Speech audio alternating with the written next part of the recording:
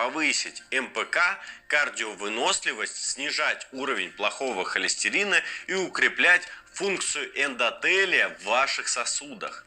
И это доказывает исследование ученых из Университета Колорадо, которые взяли 20 мужчин 53 лет, которые вели малоподвижный образ жизни, и заставили их просто ходить несколько минут в день.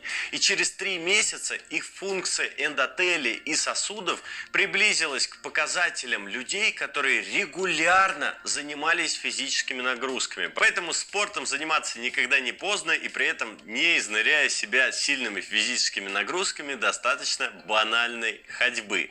А теперь про упражнение, которое надежно поможет укрепить ваши сосуды благодаря тому, что у вас повысится частота сердечных сокращений, раскроются альвеолы в легких, и тем самым вы будете снижать свой уровень плохого холестерина и, конечно же, укреплять и сосуды, и ваши легкие. Для этого нам потребуется бутылка, как ни странно, аптечка.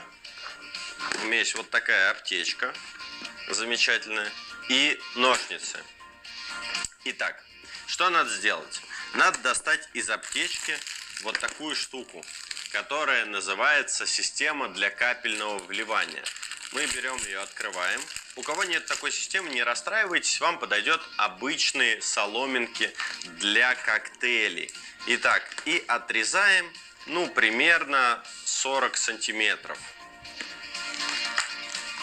Или, как бы сказали мужчины, 1,5 метра. Так, теперь опускаем вот эту вот замечательную соломинку вниз, в воду. Задача набрать полные легкие воздуха и выдувать воду как можно дольше, медленно, и стараться выдуть абсолютно весь воздух. Давайте попробуем.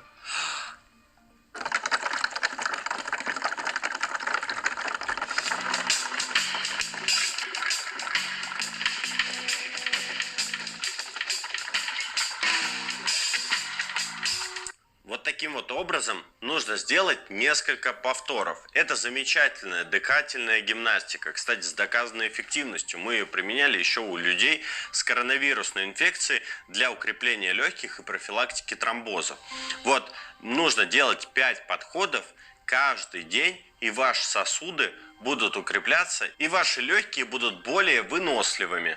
Кстати, еще так очень пить удобно в домашних условиях. Если вам было